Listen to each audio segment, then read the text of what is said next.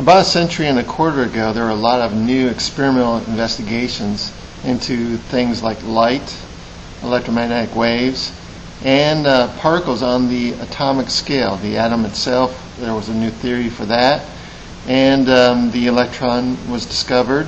And so there was an attempt to fit physics to this new realm of study, and it just wasn't working out. So attempts to apply the laws of classical physics to explain the behavior of matter on the atomic scale were consistently unsuccessful.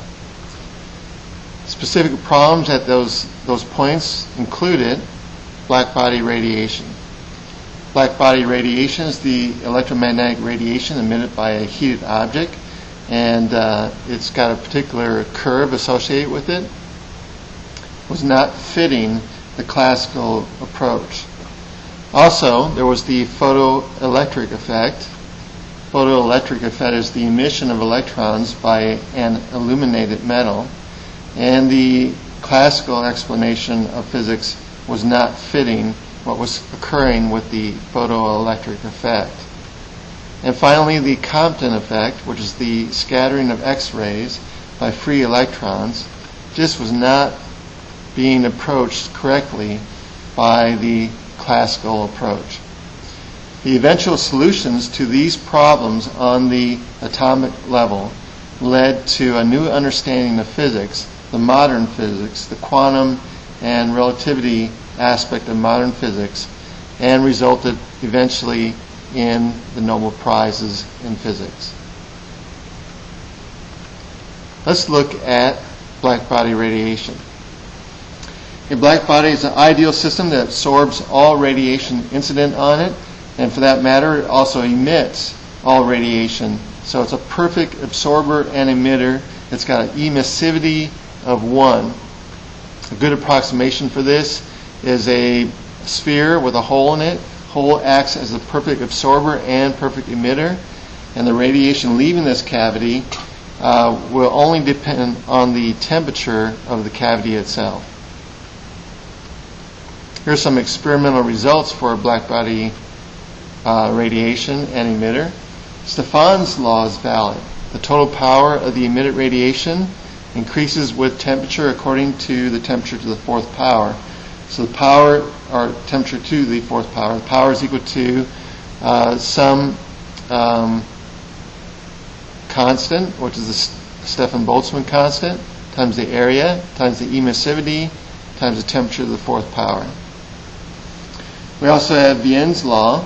The peak wavelength times the temperature is equal to a constant that is 2.9 times 10 to the minus 3 meters Kelvin. So the peak wavelength will shift as the temperature shifts. As the temperature goes up, the wavelength gets shorter because they're inversely related, equal to this constant. Hence, the frequency would get higher. So you have, as the temperature goes up, the frequency of your radiation, your peak radiation, goes up. Well, an attempt to explain this experimental behavior was the Rayleigh-Jeans law. And it looks something like this. The intensity is a function of wavelength and temperature is equal to 2 pi c k Boltzmann temperature over the wavelength to the fourth power. This actually was very good at long wavelengths. As you get to long wavelengths, the experiment and the Rayleigh-Jeans law matched perfectly. But as you got the short wavelengths, as you can see in this equation, if your wavelength approaches 0, then this intensity will blow up and it will go to infinity. And the experimental results actually peaked out and then actually approached 0 as the wavelength approached 0. So definitely a discrepancy there, not good as we approached smaller wavelengths. So along came the quantum mechanics revolution. To solve the problem required a different way of approaching it to solve these other problems as well. Between 1900 and 1930, another revolution took place. A new theory called quantum mechanics was successful in explaining the behavior of particles of microscopic size. Leading this push were six important physicists. We had Max walk the plank, Louis C. de Broglie, Niels Pretty Boy Bohr, Paul the Rack Dirac, Erwin the Cat Schrödinger, and Werner Iceberg Heisenberg. Together, these six new physicists comprised the most ruthless band of physicists that ever did hit the scientific community. I have to try to make this interesting and exciting. So let's look at Max Planck. 1858 to 1947, a German physicist. In 1918, he was awarded the Nobel Prize for his discovery of the quantized nature of energy. In a sense, he was the first one to introduce this idea of quanta, these discrete bundles of energy, and hence introduced the quantum age. So in a sense, you could call him the godfather of quantum physics. And you can see there's a little bit of relationship here in image to the godfather. You need a little bit of imagination. Shorten the mustache a little bit and you got it.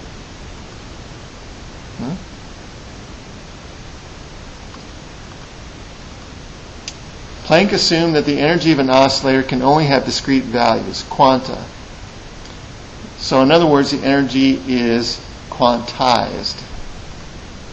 We would say the energy of any discrete transition is equal to a number n times a constant h times the frequency itself. N is a positive integer number and is called the quantum number.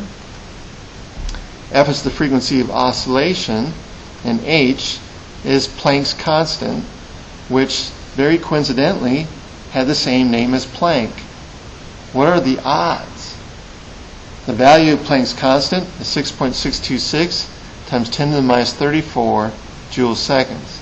So this oscillator has discrete quanta, discrete energy values, not continuous. So the energy difference between levels is also weighted according to the probability that the wave might be emitted. This has to do with the theory of Boltzmann. And so that probability of being emitted is exponential negative energy of the transition over K Boltzmann times T. So this gave a theoretical expression for the wavelength distribution in blackbody radiation, as the intensity as a function of wavelength and temperature is 2 pi Planck's constant speed of light squared over the wavelength to the fifth power e to the hc over lambda K Boltzmann T minus 1. And this was Planck's contribution to the problem. Here's what that distribution looks like. At long wavelengths, we have small energy separation, high probability of excited states, many transitions going on, and lesser intensity. At short wavelengths, we have large energy separation, low probability of excited states because of that separation, according to the Boltzmann factor, and few downward transitions. So the curve actually looks like this skewed bell curve that we might expect from experiment. In fact, at long wavelengths, Planck's expression does reduce to the Rayleigh-Jeans law and does fit experiment really well, right on. And at short wavelengths, it predicts an exponential decrease in intensity, and the whole path of this graph fit experiment right on for the whole bandwidth of frequencies and wavelengths, eventually earning Planck the Nobel Prize in 1918. What about the photoelectric effect? The photoelectric effect occurs when light is incident on certain metallic surfaces, causing electrons to be emitted from those surfaces. So light comes in, electrons, free electrons are emitted and come off with some kind of kinetic energy.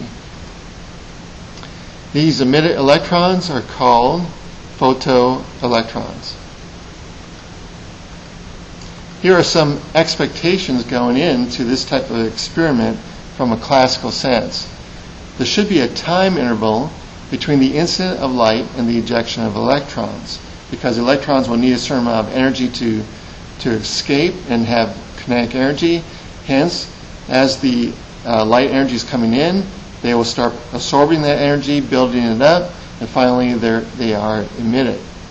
Well, the experimental result was different.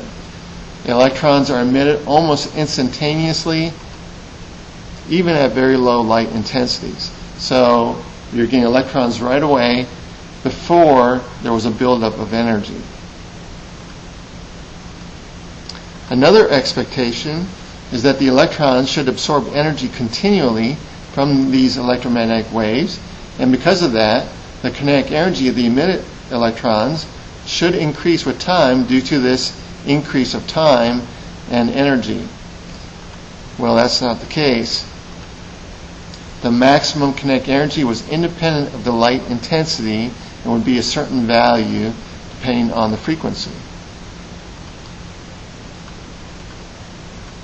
Another expectation is that the electrons should be ejected at any frequency as long as the light intensity was high enough. Well, experimentally that was not the case. No electrons are emitted if the incident light falls below some cutoff frequency, F sub c, regardless of the intensity. The cutoff frequency was a characteristic, a value of the material being illuminated. So, if you didn't have a frequency above that cutoff frequency, no electrons emitted at all. And finally, there should be no relationship between the frequency in the light and the kinetic energy of the ejected electrons. This is a classical interpretation, not true from experiment, which showed that the maximum kinetic energy of the photoelectrons did increase with increasing light frequency and had no particular dependence on intensity itself. So, totally opposite of what was predicted by classical physics.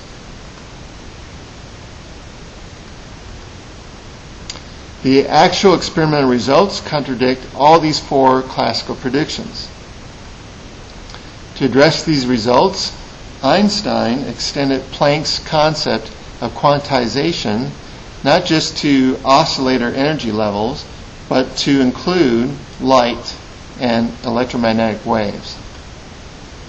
All electromagnetic phenomena, radiation, can now be considered a stream of quanta, now called photons. The energy of a photon is equal to Planck's constant h times the frequency of the radiation. Or we could put it in terms of wavelength, since wavelength times frequency equals speed, in this case the speed of light, c. We have Planck's constant, speed of light c, over the wavelength lambda. For instance, if potassium, which needs 2 electron volts to eject an electron, were illuminated by 700 nanometer light, red light, which corresponds from this equation to be 1.77 electron volts, then no electrons are ejected.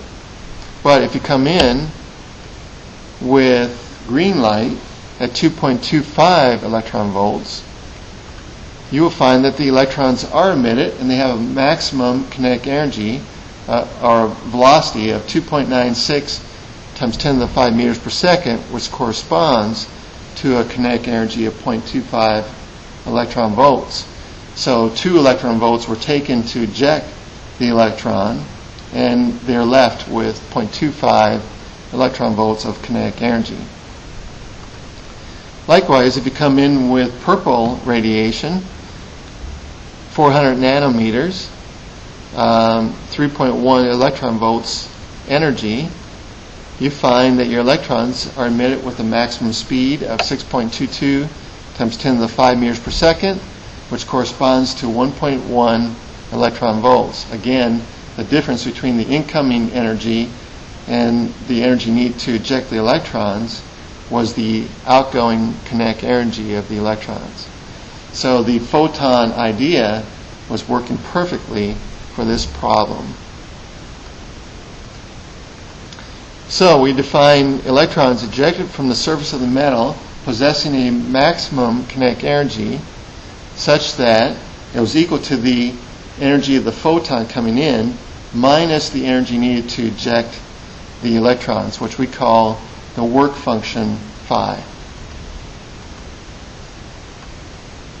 Phi is the minimum energy from which an electron is bound in the metal, and it's an intrinsic value of the metal itself. So each metal will have a different work function.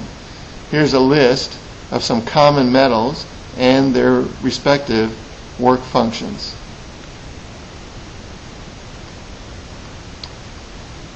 Furthermore, if you have these ejected electrons and you're trying to stop them so you can calculate what their kinetic energy was when they're ejected, you might use a voltage or potential difference to do that, and hence, from energy considerations, your maximum kinetic energy will be equal to the charge of the particles, which is electrons, times your change in potential. In other words, that's the energy you would need to stop these electrons. And hence, if you combine this with the previous equation, you would have that the charge on the electron, which is 1.6 times 10 minus 19 coulombs, times the change in potential that you need to stop them with, which would comprise your maximum kinetic energy, should equal the photon energy going in minus the work function of the metal. And this is your final photoelectric effect equation. It explains everything associated with the photoelectric effect, and it's what Einstein wrote in one of his famous 4 papers in 1905.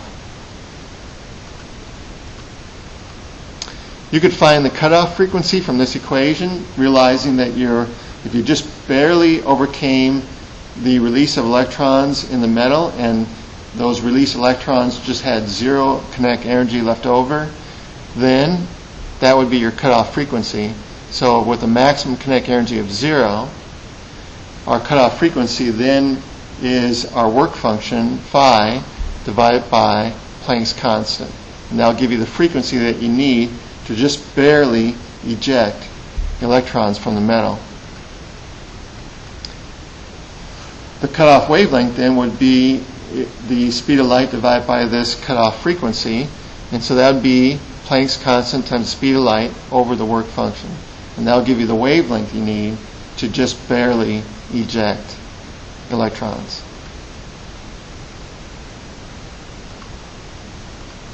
So summary, the photon must have more energy than the work function to eject an electron from the metal. Without this enough energy, no electrons are ejected. Hence explain this cutoff frequency and cutoff wavelength. Regardless of the light intensity. So you can add more energy, but unless you go above that certain frequency, you'll never eject an electron, which is contrary to classical predictions. Hence, the photoelectric effect is not observed before a certain cutoff frequency, and any extra energy that is observed when electrons are ejected goes into kinetic energy. The solving of this problem was a short paper by Einstein in 1905. He wrote 4 great papers that year, 1 on Brownian motion, 2 on special relativity that we'll talk about later. Any one of those papers would have been good enough for the Nobel Prize.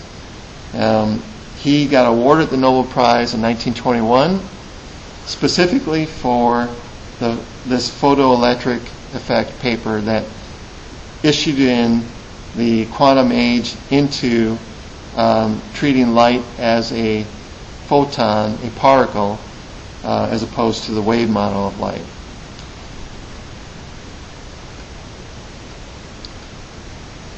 We also had the Compton effect, The classical prediction of the Compton effect is that electromagnetic waves incident on free electrons should cause the electrons to oscillate. And if they're oscillating and accelerating, they should give a range of frequencies for that oscillation. So the scattered electrons should demonstrate a range of frequencies. They don't. The experimental results show that at any given angle, only one frequency of radiation is observed as being scattered as these recoiling electrons are being scattered as a result of the incoming radiation. Here's Arthur Holly Compton, 1892-1962, American physicist. He was the director of the lab, quote, at the University of Chicago, living in the age of gangsters. You could say that he was probably the most ruthless physicist in Chicago. He discovered the Compton Effect and shared the Nobel Prize in 1927 for solving this Compton Effect, this scattering problem with X-rays. You know, though, after one sweep of his Tommy gun at the Nobel Prize award ceremony, he didn't have to share the Nobel Prize anymore. Just trying to make this more exciting. The experimental results of the Compton effect could be explained by treating the photons as point-like particles having energy h times frequency, like photons in the photoelectric effect, assuming the conservation of energy and momentum of the system, having the scattering take place near some kind of atom, and the scattering phenomena being known as the Compton effect. Coincidentally, having the same name as Arthur Holly Compton, the one who discovered the effect. What are the odds? Here's what it might look like. Graphs show the scattered X-ray for various angles. We have two peaks. We have a shifted peak, lambda prime, which is caused by the scattering of free electrons. And then we have a unshifted peak, lambda naught, which is caused by the scattering of bound electrons in the metal. This is called the Compton shift equation. So we have the difference between the wavelength of the free electrons scattered to the unscattered wavelengths is equal to h over the mass of the electrons times c, 1 minus cosine of the scattered angle theta.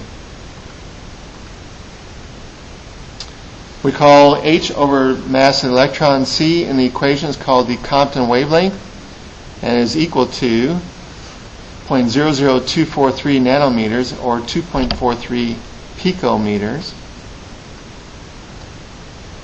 The unshifted wavelength, lambda naught, is caused by the X-ray scatter from the tightly bound atoms, not the free electrons.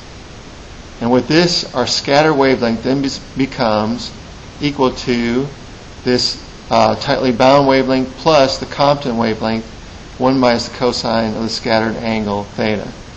So there is a definite frequency, a definite wavelength to the scattered radiation. It can only be explained by this photon model of the radiation, which is explained by assuming the radiation is quantized. So, with these three experiments, that won the Nobel Prize successively, they are evidence of this particle nature of electromagnetic radiation, this quantization, which issued in modern physics, the modern physics of the last 100 years, which then issued in electronics and all these great devices that occurred in the last 100 years, up to things like the iPhone and other great devices.